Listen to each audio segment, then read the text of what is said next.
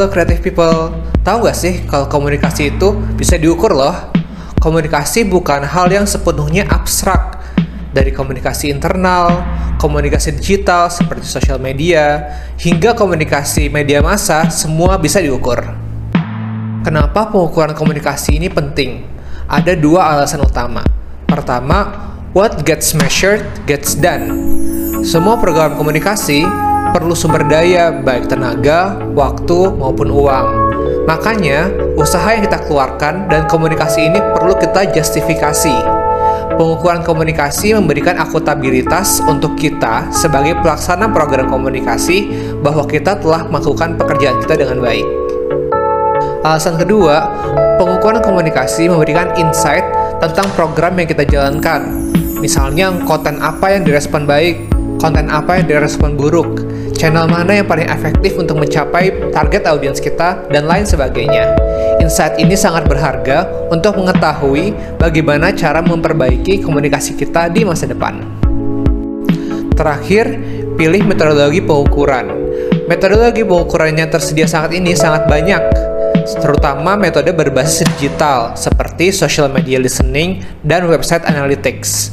Dan tentu saja, metodologi pengukuran tradisional juga sangat tersedia, seperti survei, wawancara, FGD, dan sebagainya.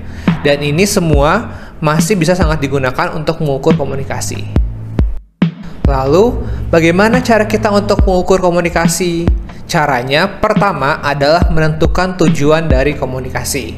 Tujuan komunikasi ini yang menentukan hal-hal yang akan kita ukur. Kedua, pilih metrik-metrik yang berhubungan dengan tujuan komunikasi kita.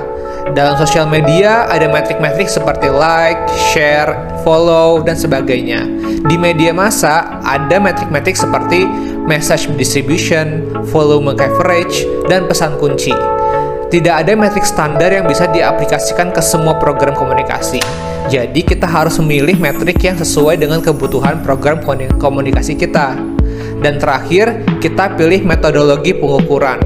Metodologi pengukuran saat ini tersedia sangat banyak. Seperti yang digital, ada social media listening, ada website analytics, dan sebagainya. Halo creative people, di video ini kita akan membahas tentang istilah-istilah dalam pengukuran komunikasi. Yang akan kita bahas adalah objektif, input, output, outtake, outcome, dan impact. Objektif adalah tujuan komunikasi. Tujuan komunikasi ini bisa dirumuskan dengan rumus SMART, S-M-A-R-T. S, specific, M, measurable, A, achievable, R, relevant, dan T, time bound. Spesifik artinya memiliki pesan dan target audiens yang khusus. Jangan sampai target audiens kita terlalu lebar atau terlalu umum. Measurable artinya dapat diukur, atau harus ada metrik dan besaran yang menunjukkan tingkat kesuksesan yang kita inginkan. Achievable artinya dapat dicapai. Pastikan tujuan yang kita pilih ada di dalam kemampuan kita sebagai pelaksana program komunikasi. Relevan artinya tujuan komunikasi kita mendukung tujuan organisasi yang kita ada di dalamnya. Dan terakhir, time bound artinya harus ada batas waktu untuk mencapai tujuan komunikasi kita. Istilah kedua adalah input. Input adalah semua sumber daya yang kita butuhkan untuk menjalankan program komunikasi, seperti planning, budget, research, desain, dan produksi material. Keluaran dari input adalah istilah ketiga, yaitu output. Output adalah yang kita keluarkan dan target audiens kita terima. Misalnya ada infografis, ada video, ada artikel. Nah, di output kita sudah harus mengukur produktivitas dari program komunikasi kita. Berapa banyak sih post yang dihasilkan, berapa banyak artikel yang kita sudah rilis, dan berapa banyak viewers dan pembaca, dan lain sebagainya. Setelah ada output, muncullah outtakes dan outcome. Outtakes adalah respon dari target audiens kita terhadap materi komunikasi yang kita sudah keluarkan. Yang kita ukur di outtake adalah antara lain, apakah mereka engage ke materi kita, apakah mereka suka atau tidak suka, apakah menarik perhatian target audiens, dan lain sebagainya. Outcome adalah pengukuran efektivitas dari program komunikasi. Efektivitas ini diukur dari perubahan yang terjadi di target audience.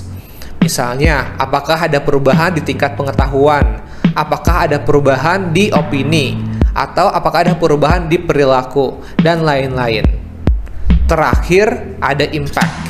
Impact adalah hasil dari program komunikasi yang berdampak ke tujuan organisasi, seperti reputasi organisasi, peningkatan efisiensi keuangan, partnership, penjualan, kemudian engagement dengan stakeholder, dan lain-lain.